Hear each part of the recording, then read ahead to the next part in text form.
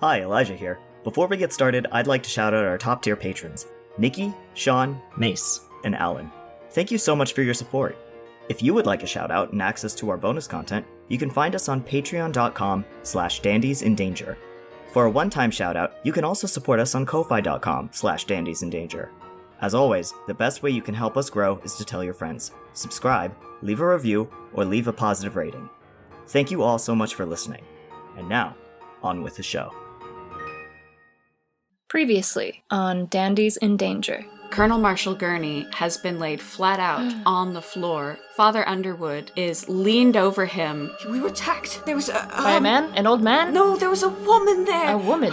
There was banging on the wall, and then we saw her, and she turned around, and there was a green light, and she accosted the Colonel. You notice in the white of his eyes, there is a greenish tinge. If Tabitha catches you, this is what happens. Well, you mentioned especially green stains, and, well, there you are. And there's a series of small green stains now going up towards the attic. The two of you need to get back to your rooms. Daniel would probably knock on Dorothea's door. She doesn't respond. Nobody can leave the house. Adrian is going to run to the echoing staircase. Mr. Keene, we can't evacuate. Okay. Everyone can hear this. Yep. I assume that Zachary is going to try to follow the trail of green stains up towards the attic. Something's kind of stinky up here. Kind of smells like rat in the walls. So, like, something dead. There is no door. There is simply a wall. The majority of the green stains are concentrated here. Look there again. I think I see red peeking out again. We were able to uncover 2 lines of writing. The top one is P-E-R. Underneath that, T-U-A.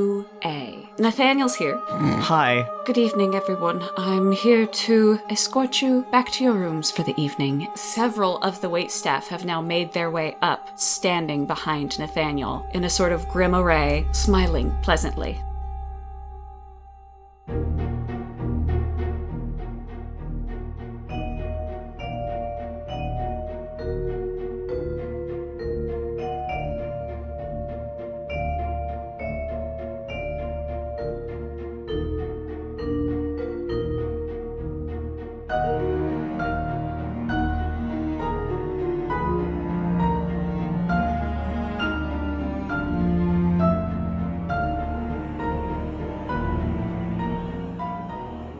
Hi, my name is Elijah, my pronouns are he, him, and I play the voice of Zachary Wilkos.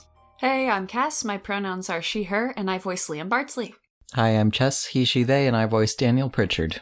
Hi, I'm Toast, pronoun she, they, and I play Adrian Edwards. Everyone here, if you don't mind, will be escorted back to their rooms, where all of your amenities are waiting, and we will bid you all good night.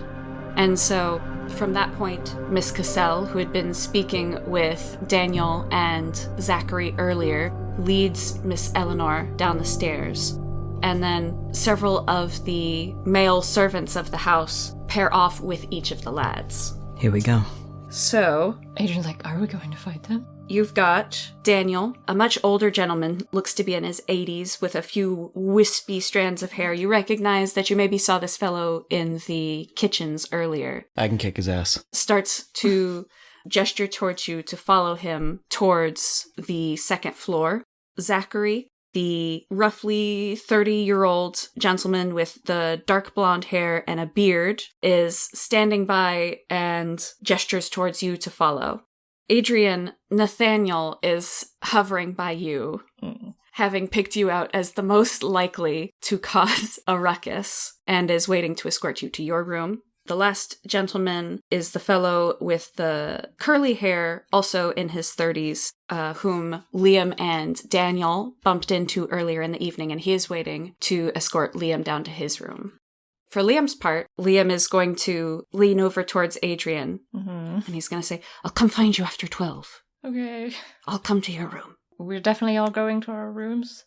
You are being escorted. So if you want to start fighting right this very instance, Adrian, that's up to you guys. Okay. I mean, Adrian looks at everybody else to be like, what, are we doing this? What are we doing? Yeah, Daniel kind of looks at him like, yeah, like he's kind of in his eyes. He's like, okay, I'll take out my 80-year-old man and then I'll help you guys with the 30-year-olds. I think the plan previously had been wait until after midnight and then go back up to the attic. And so Liam is kind of like, he's shaking his head. He's not ready for a fight quite yet. But there's going to be stuff in our way. With the magic locking everything down, how do we know that there's not magic that's locking down our doors as well? So once we enter our rooms, what if we can't get out again? Well, you have And then we're Zachary all in the separate. shadows. I guess. Yeah, but you don't know how to open the doors. Yeah, well, we've got, like Zachary said, Zachary in the shadows. Yeah, Can so pull me through. Oh, all right, can pull okay. you through the shadows. Yeah. All right. So I should you know.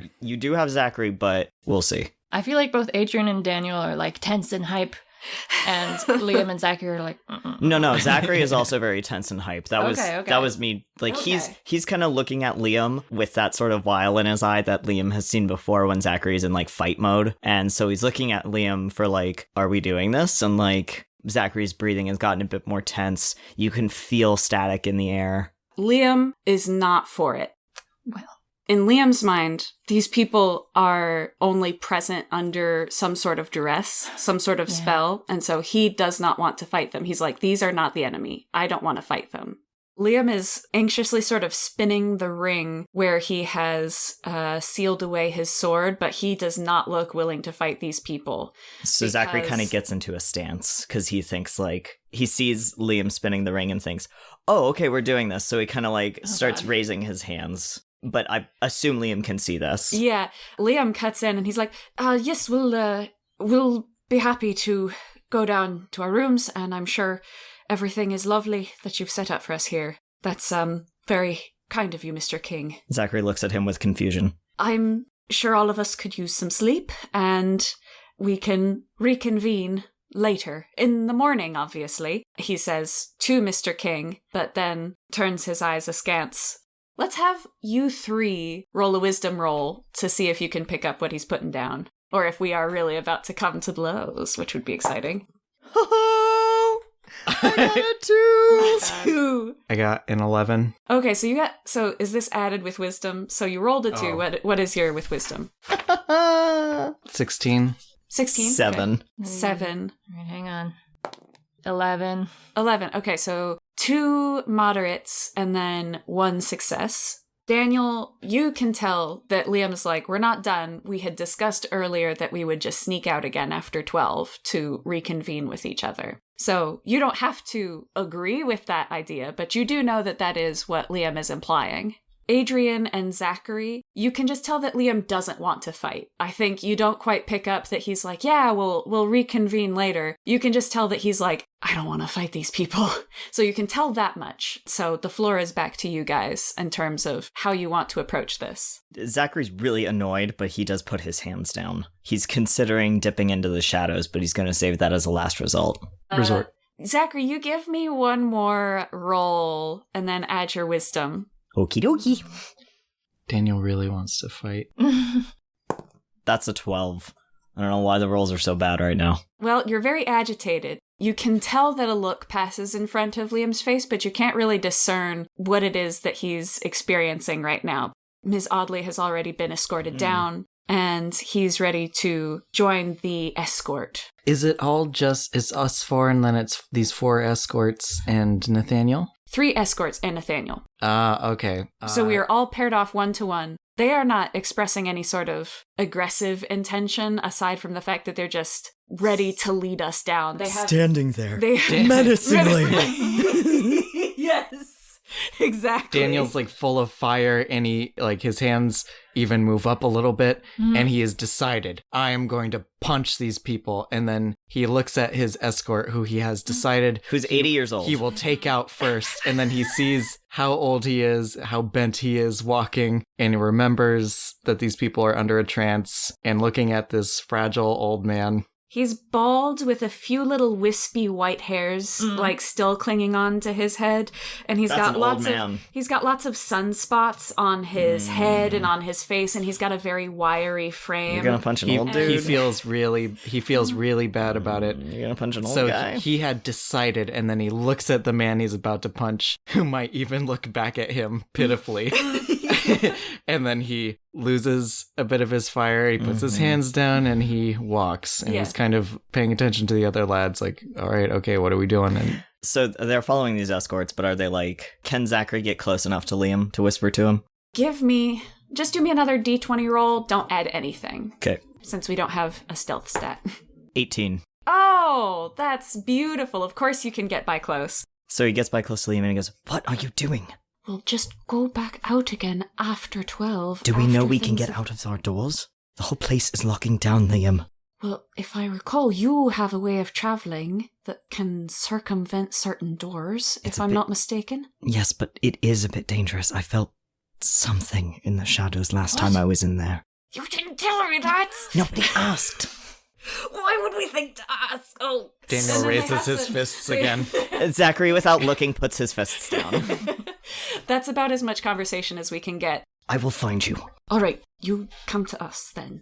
We walk down to the second floor. All of us have their rooms there. We have only so far visited the Amethyst room where Zachary is residing, so we won't bother to rehash that. But we will get to look at Adrian, Daniel, and Liam's room. The closest one nearby is going to be the lavender room. Adrian is escorted there by Nathaniel, who says absolutely nothing. The whole walk down is not cross with you, more resigned than anything, I suppose, and just trying very hard to keep a straight face as he walks you down.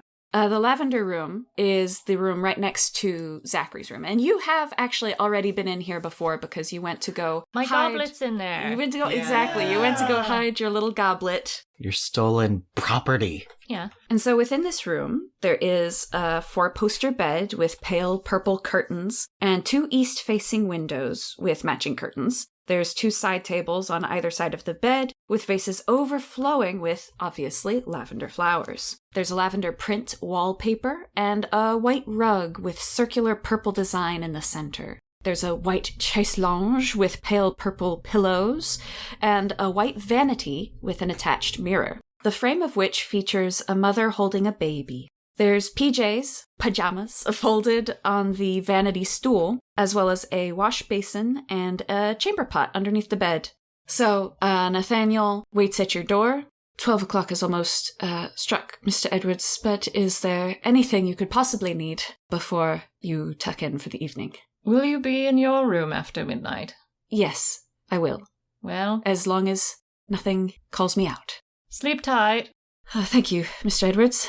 You as well. And he closes the door. You don't hear him walk away immediately. He stands there and listens. You're both standing on either side of the He's door. like, well, I guess I'm tucking in now. Oh, boy. Does he say that? Yeah. I'm so sleepy. Charisma, 0. -1. Yeah, actually, give me a roll with your influence. I think you do have -1 influence. No, I don't. I have +1. Okay, all right. 7. You hear a really heavy sigh on the other side of the door, and then the feet walk away. Adrian mutters to himself, I don't know what he expected. Next, we will pay a visit to Daniel's room. The Rose Room has 2 west-facing windows with soft rose-colored curtains, a 4-poster bed with, obviously, the matching curtains all the way around. There's a central table with a short, wide vase full of roses. There's rose-themed wallpaper, a bookshelf with novels about travel and adventure. There's also a desk in this room and a pale rose rug and a rose sofa with cream cushions. There's a cream-painted wardrobe, a cream-painted side table with a wash basin, and then a floor-length mirror in a cream frame hanging from the wall. You also have pajamas laid out on the bed for you, presumably by Nathaniel. Daniel, I'm also going to give you your last witness for the 11 o'clock hour. You notice that there are envelopes sticking out slightly from the desk as if they haven't been tucked in correctly. Stationary, if you will. Oh, just peeking out just a little corner, as if it was closed in a hurry. Oh, okay. So he's walked back by this old man, and he's like, turns to him and bows and is like, thank you. Or like nods, nod bowing, like, thank you. All right. Sort of like dismissing him, like, all right. Yeah, he's perfectly happy to give you a bow. He just he's like, yeah. And then he just closes the door behind you and walks away. Okay, I'm going to check out that stationery. Okay. Is it a note from my boyfriend, Nathaniel? In the polycule that is definitely happening between me, Nathaniel, and Dorothea that no one could object to? Actually, you discern rather quickly that these are correspondences between Mr. Blythe and Mrs. Blythe, Tabitha. So this old correspondence was presumably just sort of tucked away in here in this desk without realizing that the desk would then be moved into guest quarters. Oh, he reads it. Okay, all right. I can tell you what you see at a glance. The first one from Tabitha says, I would never admit this to any other soul, but... And that's all you can see unless you decide that you want to read it. So, he's reading. He's going for it. Interest okay. is piqued. Okay. Giving you like a small excerpt out of some of these correspondences that you read, because there are a lot of them. I'm going to assume that you're not going to fully read every single one of them, but I will give you little chunks. He's going to skim and find the important bits. Okay. This first one says, I would never admit this to any other soul, but I've often doubted my place in this world. I used to fear that the weight of my loneliness was wholly justified by my plainness, both in appearance and in spirit. I believed that I must deserve isolation by lacking those virtues and achievements that make a person remarkable. Certainly, I have great affection for Nathaniel, but his spirit is so light and cheerful that it makes me even more lonely when faced with my own secret wretchedness. But when you gaze at me, I can see what high esteem you hold for me. The warmth of it burns me and makes me shake, and yet I crave more. If you keep me in your eyes, insisting that my simple company brings you joy, I think I can even believe that I deserve such loveliness. And then there's another letter. I'm so torn between jealousy and gratitude towards Lord Bush. Jealous because he's keeping you to himself for 3 whole days on this trip. I've been, and this is in parentheses, I've been thinking about how the two of us occupied ourselves on the night before you left, and it causes me a great deal of excitement. I'm quite distractible thinking about how you firmly grasped my buttocks when you redacted. She crossed it out. I'm redacting it for our audience. Oh, I see. Daniel's eyes, though, his eyes widen. Daniel can read it unredacted. You can use your imagination there. I've had a few ideas about how to celebrate your eventual return. Oh, if only we're here right this moment, I would throw you onto the couch and redacted. Daniel's eyes widen. He's reading the slutty version of these. This is some material. Won't you hurry home? On the other hand, I am grateful to Lord Bush for having provided you and Nathaniel with such generous employment. Everyone at Mrs. Wigham's party absolutely adored the new emerald dress you purchased for me. And when you return, I'll be able to show you how fetching the Shields wallpaper looks in our bedroom. Money may not buy happiness, but I am relieved to finally feel secure enough to replace our old clothes and restore the house. The garden is also coming along nicely. I believe our carrots should fare very nicely this year. I still haven't found my ring, but I know that it must turn up eventually. I shall look again tomorrow. She lost it in the garden. Interesting. Yeah. Before she died. Mm-hmm. And so the various other letters that you see are sort of a little bit of back and forth of the correspondence that she had with her husband. The most recent of these letters, to put it another way, is from 1833. So that was 2 years ago now. So her death was actually quite recent. Yeah. Can I ask if, I know I'm not there, but at a glance, does Francis seem to be as enthusiastic in his replies? Absolutely. Okay. There's a lot more redacted. Yeah, in fact. there's a lot more redacted He's stuff. like, my dear Tabitha, I too remember when I grasped your buttocks. And then I... it's just the whole shit is redacted. Oh yeah, it's very passionate. It's very affectionate. Daniel's like, I wish a man or woman would speak to me this way. Yeah. With love and passion. Yeah, it is very loving. It's very affectionate. Francis, as far as you can tell, is also very enthusiastic about the time that he spends with Emily as well.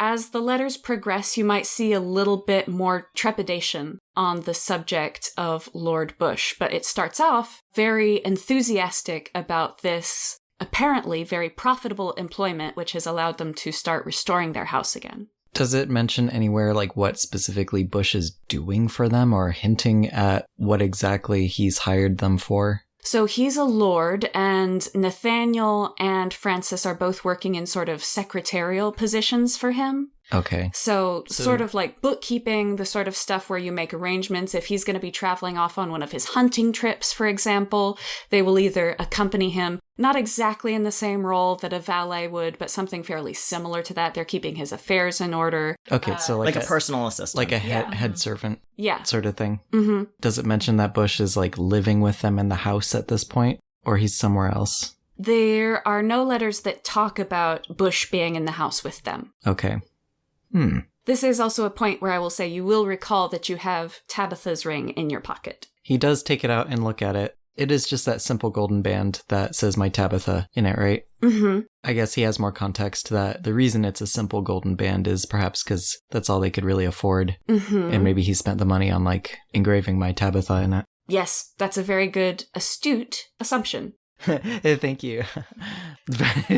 I think, well, he's burning with the desire to tell the rest of the lads what he believes the door says, because he figured it out looking at the TUA. He kind of fit that in with the rest of the letters that were on his sleeve, so he knows what it says, which I won't reveal yet, but he is kind of shocked that Tabitha died not so long ago. He doesn't seem to have gleaned any information from these letters other than it's very tragic that she died because it seems like they were very in love. Mm-hmm.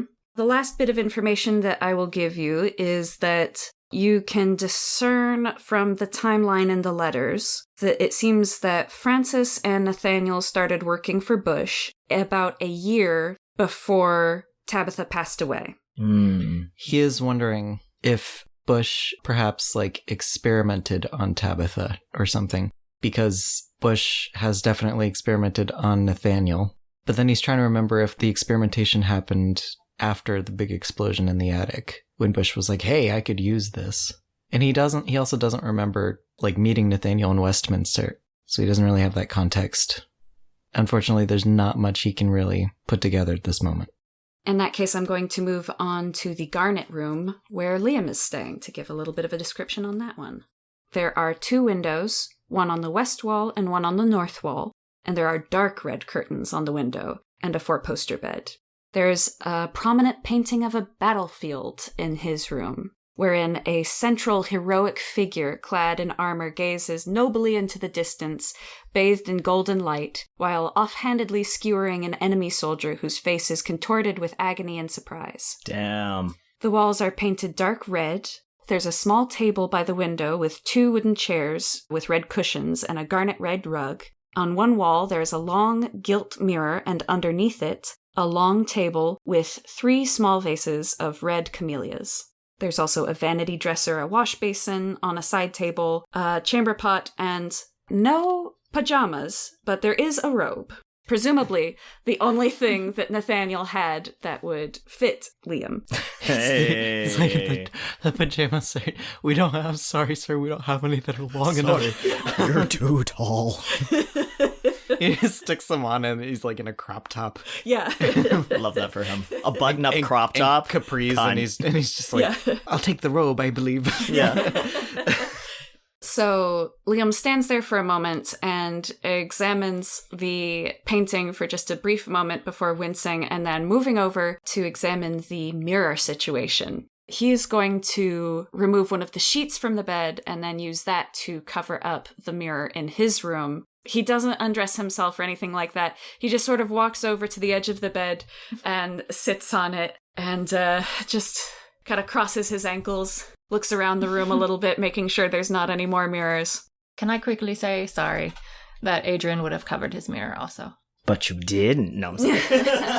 But you did! And I think if Daniel had a mirror in his room, he probably would have like turned it around before exploring the letters. But you didn't say that. Adrian, your mirror is attached to a vanity dresser, so you won't be able to, like, take it down or turn it around or anything. How would you like to approach it? I'd probably just put a sheet over it as well. I also wanted to move the rug and look under it, if I could do that. Yeah? I moved the rug. There's Anything? nothing there. Okay. No.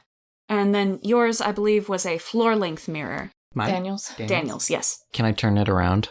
Give me a d20 roll. I got a 6. At the very lowest end of moderate, you try to turn it around, but it's very unwieldy, so it starts sort of tipping back. And you're able to you're not crushed by it by any means, but you end up having to just sort of lay it on the floor. Yeah. Oh, okay. All right. So All right, that works. It's face down now, but it is a little bit awkward if you had to get out of this room in a hurry, for example. It is now at an awkward angle. He'll jump over the bed. Okay. Work. He'll use the springiness of the bed and boing, propel himself out the door. Yahoo! The 12 o'clock hour strikes. Zachary collapses. Ah, fuck me. Excuse me? Your head is overwhelmed by the oppressive force of several spells activating at once. Oof. And then the sensation that you felt very, very faintly earlier in the evening, whenever you passed by one of the waitstaff here, that feeling of being torn between life and death is now tenfold, 20-fold.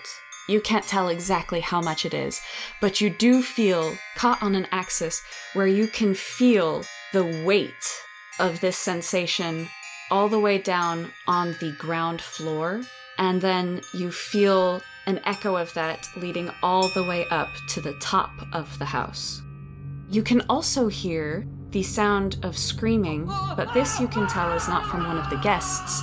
It is the sound of a ghost, a sort of desperate, frightened wail, screaming that you can tell is coming from closer to you, something more like on this floor. So you are now hearing the sound of a ghost. You've got this horrible pounding sensation in your head, so the sound of the clock chiming feels like it's almost invading your brain space at this particular moment. And it causes you to fall to the floor and roll me 1d4. That's a 3. Okay, take 3 damage. Okay. You can also sense a pressure change, and that sort of nagging, whistling feeling that you had experienced during the 11 o'clock hour of the house sealing up from a magic spell. You can tell that has been completed at this point. Everything is sealed. There's also a few other spells that you have no idea what the fuck is happening, but you can tell that it's big and there's a lot of them. Everything is different now. Oh, he's gasping. He's got his head on his hands. It all kind of feels like too much. He's starting to shake, and all that pent-up stress is now kind of coming out in little fiery crackles around him. Give me a d20 roll. And if I said no? Motherfucker. 7. I don't know why I'm rolling so bad today. Okay. Seventh heaven. Oh my god. The 7 is still a moderate success. So as you're trying to control these crackles of flame and the horrible pounding headache that you've got in your head, you do manage to keep from making any sort of like outward destruction in your room. But whenever you look down at the floor where you've braced yourself, you can see that there's just a very faint scorching around the floor from where your hands were pressed in. He's worried. This doesn't usually happen. He's usually able to keep himself in check, and he takes his hands off the floor, and it's scaring him a bit more. Okay. Adrian, Daniel, and Liam, since it has been established that we can all also hear ghosts, we do also hear some screaming, although we're not as in tune with ghosts. Let's have all of us roll a d20 with Arcana and see if we can discern that this is a ghost, or if we even have the foggiest idea what's going on. 16.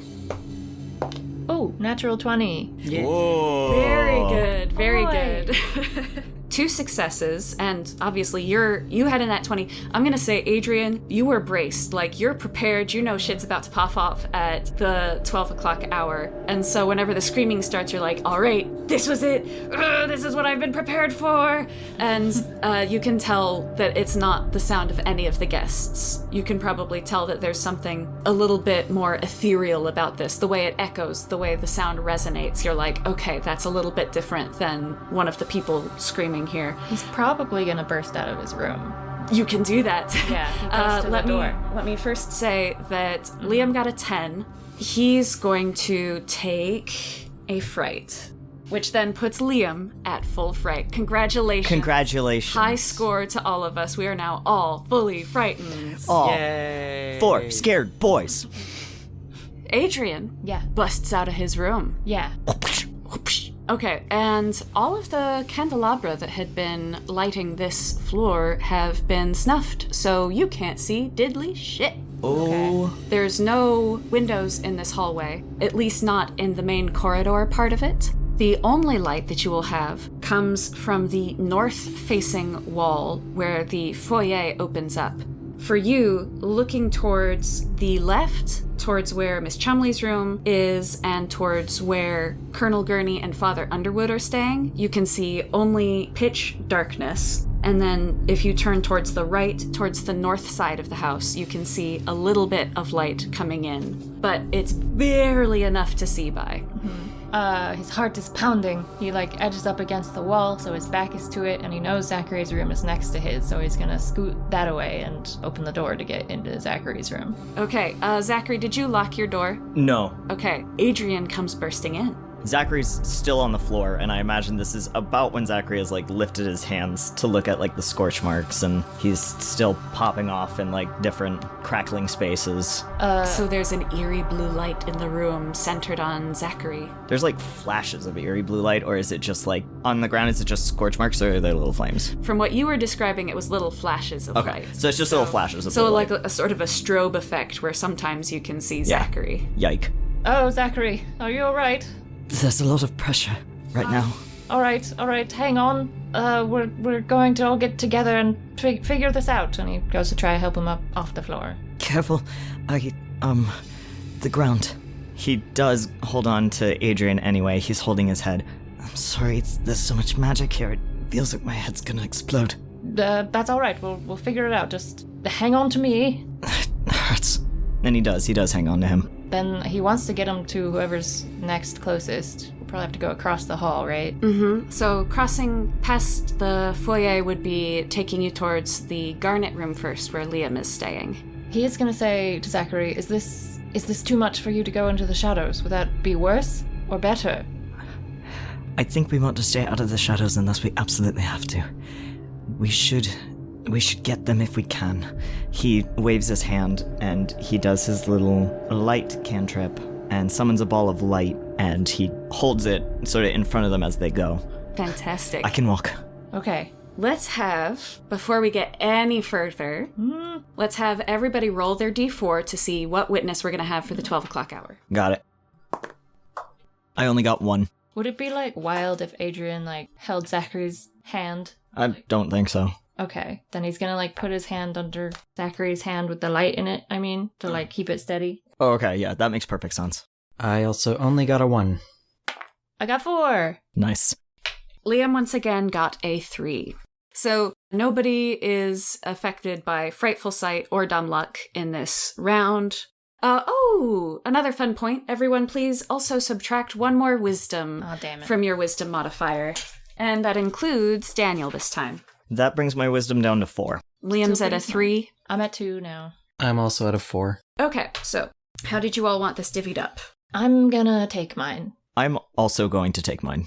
I'm gonna leave mine to you. Okay, so as you walk through the foyer, you see someone leave out through the garnet room in a panicked way and start screaming with fright, and then continue to run down towards the... Are you using your witness? Immediately uses the witness. Who was that? Running from the garnet room, but Yeah. you're in the Oh! But who's flying the plane? with your witness, you are able to see, and Zachary, you can also see this as well. And you should know this too. You should know this too. Yeah, but I see it. You see it really good. The best. You see it the best. Zachary is still all shook up from the 12 o'clock hour. So what you see is that it is quite clearly a specter of a man running from the garnet room.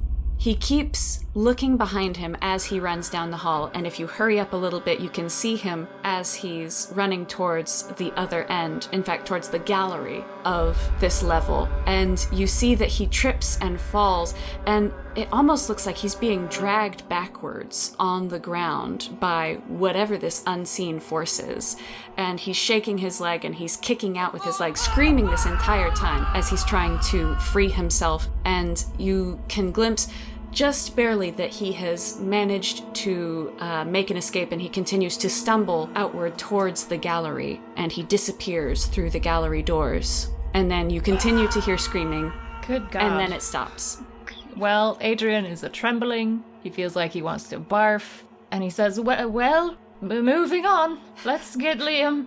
You go to open the door to the garnet room, and the same specter repeats. Jesus. And so is right in front of you again, with a face full of fear. And now you can see this face. This isn't a face that you recognize, but you get a really good look at it. Seems to be a man in middle age who is horrified beyond belief, and the same thing plays out. He sort of almost moves through you a little bit as he goes on his usual path now, running down the hallway, tripping and falling, kicking his feet out. Yeah. But He's not going to be a problem. No, I didn't think so. It's all right. Just ignore it. Yeah, uh-huh. They open the door. okay, so you go in. Liam is immediately right there upon you. He's just babbling. He's like, Zachary, there you are. You told me to wait for you, so I didn't know if I was supposed to go out into the hallway or not, and I heard the screaming come in. It's fine. It's fine. We have to get Daniel. Should we go? Yes, now. Mm-hmm. All right. And Did you so see that ghost? It was a ghost then. Uh-huh.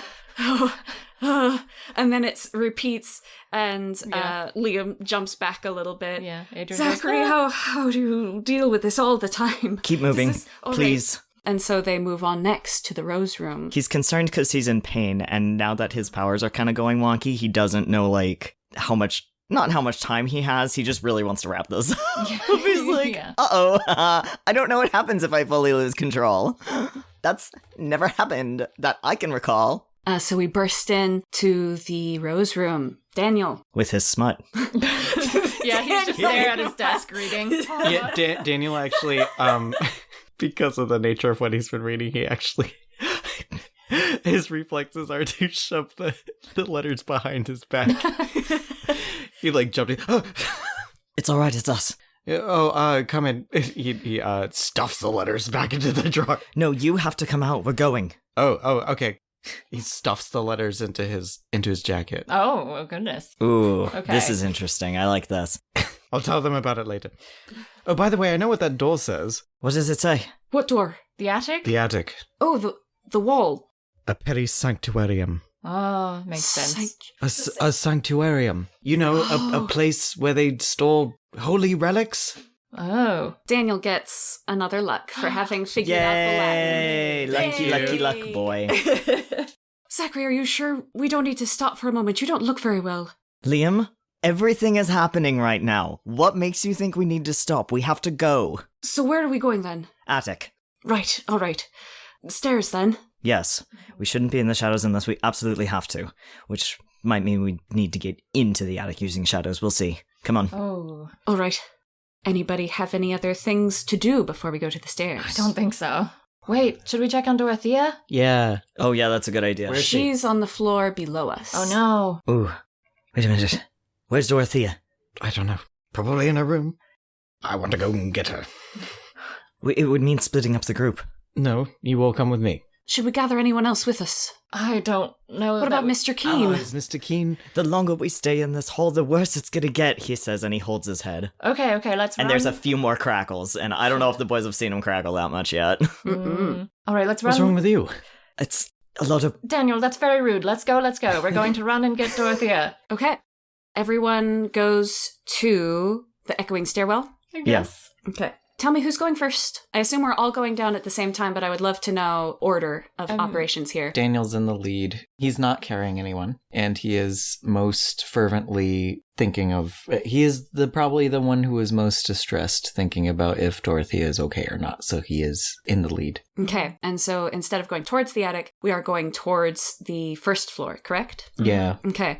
And then who's next? I assume it might be Adrian and Zachary because Zachary is the one with the light? Yes. Mm-hmm. Yeah, I think Adrian Correct. is still helping him stay up. All right, Liam takes up the rear. So Daniel, you are the first one to see. As you descend the stairs and you're coming around the corner, what you see is yourself. Oh, fuck me. Doppelgangers? And you freeze at the same time. Both of you freeze. And now you tell me what you do next. Do I got freaky eyes? Does Nope. my doppelganger have like black eyes or something? As far as you can tell, it looks exactly the same, except as you are descending, this one is ascending. Zachary kind of moves or is that Zachary holding a light? there more? Are they in the same position as Zachary and Adrian are in? Yep. As you also come around the corner, you can see yourselves. Fuck. But ascending the stairs. So it's Yes. it's not exactly like a mirror. Daniel would freeze and stare at himself, and I assume the doppelganger is just as scared looking at him. Yes. And then he would kind of move towards it a little bit. Don't It moves touch towards you. That freaks him out. He backs up. It backs up. Like those fucking sandmen? Does it look translucent, or does it look like a physical person? It looks physical. Does doppelganger Zachary also have a light? Yes. Daniel starts sweating. Can I roll? I'm at full fright Oh, right yeah. now, Yeah. and he has a heart condition. And this is really freaky. So I would like to roll to see if he faints or not. Go for it. Who am I to stop you? Go ahead. Go ahead. I rolled high. I think you have to roll an 8 to pass it. Like, if you roll an 8, that means you pass out. Oh, I rolled an 8. Fuck. Okay. So it said, roll a d8 during the duration roll for 1 through 4. Daniel deals half damage for that number of turns. For 5 through 8, Daniel faints until the end of combat. I rolled an 8. You're fucked, dude. So that was a little too much. That scared the shit out of him, especially, I think, starting to move towards it, and then it moved towards him too. And then he just doesn't say anything, but he goes pale. His eyes roll back, he sweats, and he falls. Yeah, as he starts giving these signs, because Zachary can see Daniel's doppelganger reflection probably doing the same, he yells, "Liam, catch him!" Let me roll a d20. Yeah, Adrian shrieks. I got a moderate success on that. Liam is at the back, but he's able to come forward enough that, buckling his knees a little bit, he's able to keep Daniel's head from hitting one of the top stairs. Thank you. And so Daniel's body still does collapse, as does the doppelganger. Also, a mirror Liam comes to the front as well to catch and prevent Daniel's fall. With that moderate success, Liam also prevents Daniel from sliding further down the stairs towards this doppelganger. Liam sort of gets an arm underneath Daniel, but it's a really awkward angle, and he's trying to pull him up while they're on the staircase, and he says, "Adrian, can you help me get an arm on him so we can get him back up? Are we going back up, or I don't think we should go forward." Adrian looks between like Zachary and Daniel. Liam, do you still have your feather? I do. Throw it down now. Dispel this. We don't have time. All right. Liam pulls out the blue feather from the angel Peter and raises it over his head with one hand while holding onto Daniel with the other, and throws it down on the ground, and you hear the sound of shattering glass. It sounds like it's coming from inside your ears, and you see that the doppelgangers at one point extend outward backwards in the way that an infinity mirror also extends outwards, and you see infinite versions of yourself spread backwards and then fold in on itself and disappear. You can still hear nearby the sound of glass shattering. It's tinkling. Shut up. Daniel wakes up and goes back to sleep. He briefly comes back to consciousness. I'm going to use one of Liam's witness. He pauses for a moment, and he actually presses his ear up against the inner wall of the echoing staircase. And he says, "The glass breaking. I can hear it breaking within the staircase." Did we break the elevator? We've broken some kind of spell, for sure. I don't know what to do.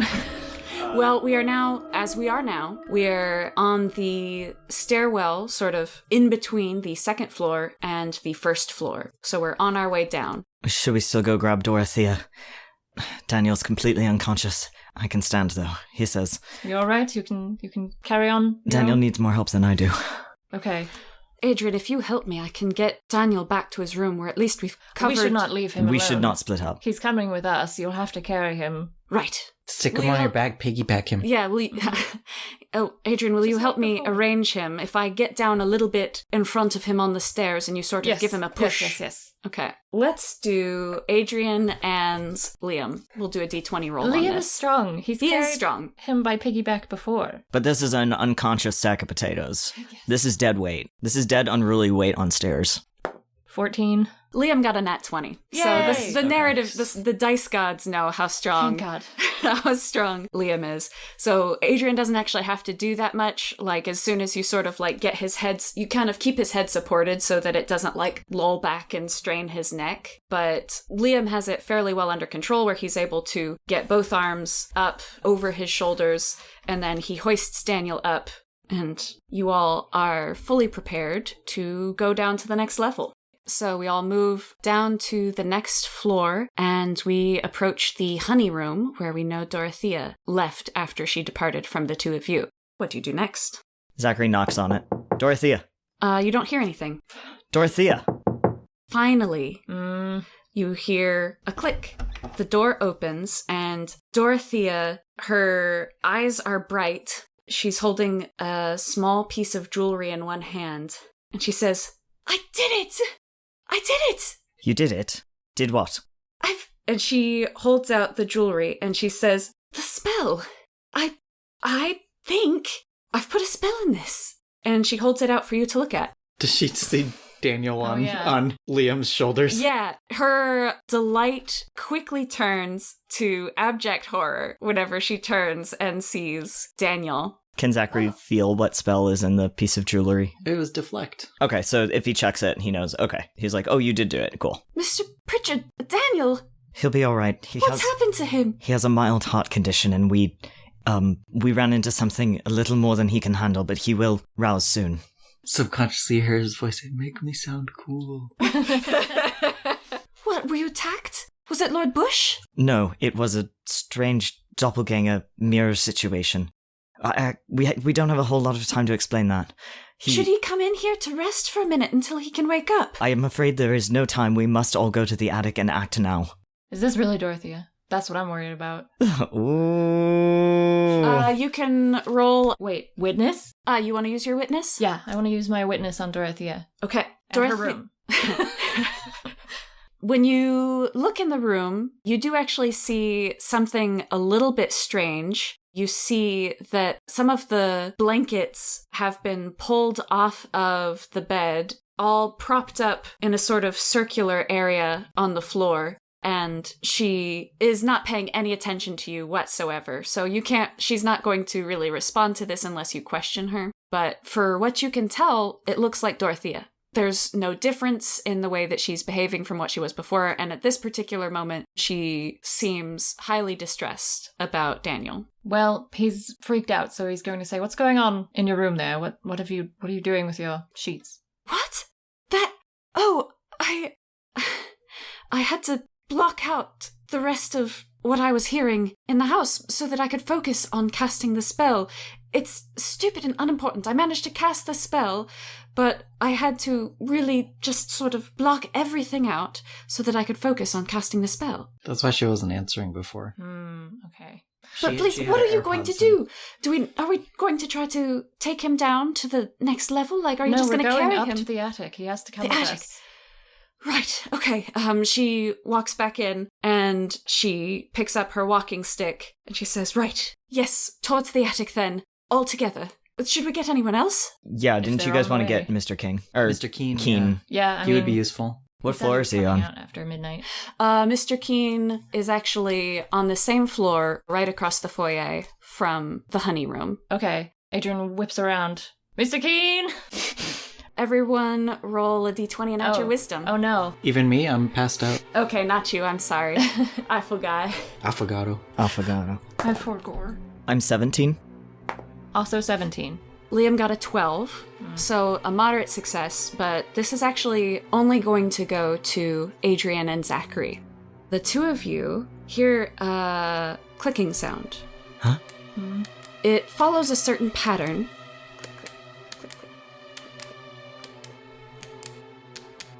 And it's approaching. Oh no. Those are them dog nails. It is the boys! You don't see anything. Him and his boys.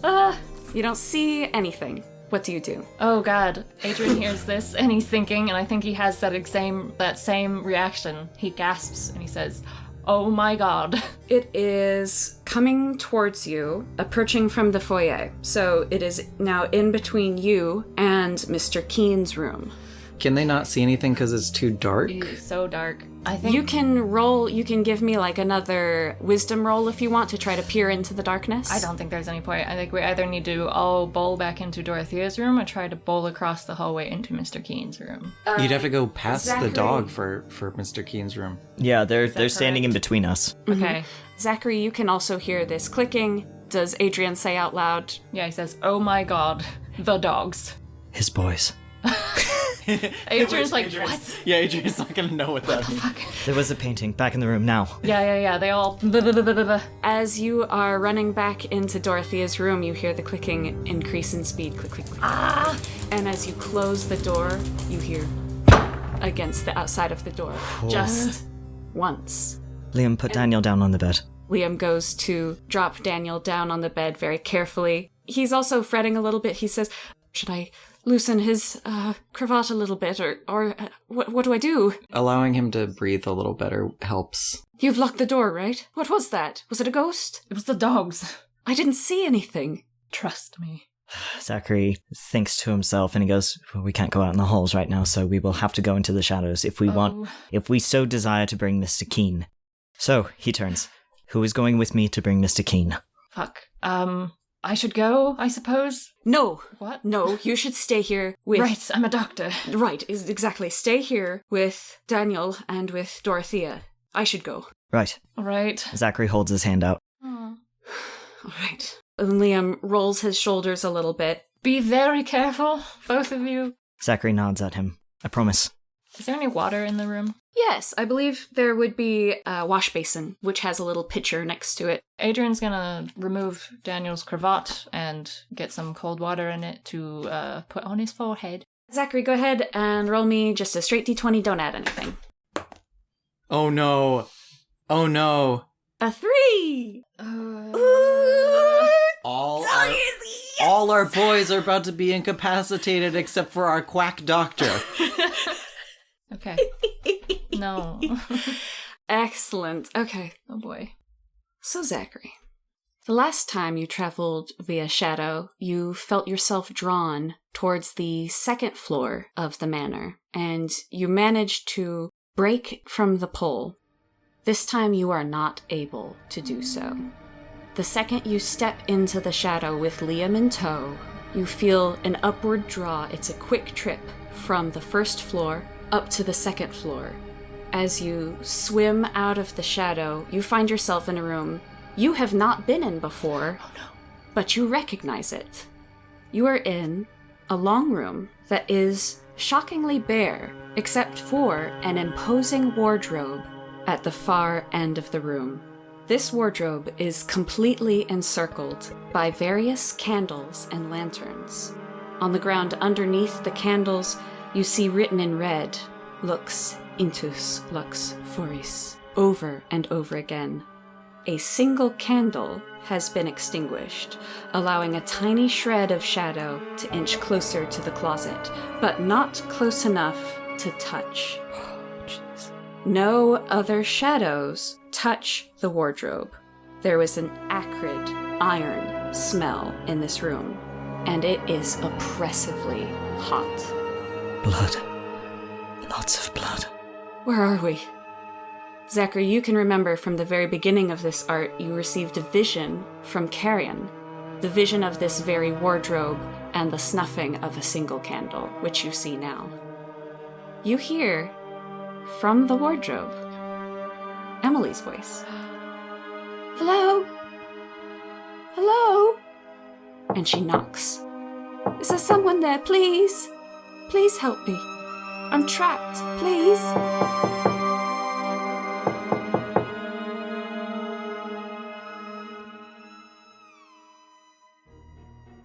Liked what you heard?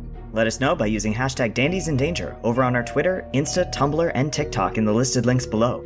We'd love to hear any and all comments, questions, and theories as to where the story might be headed.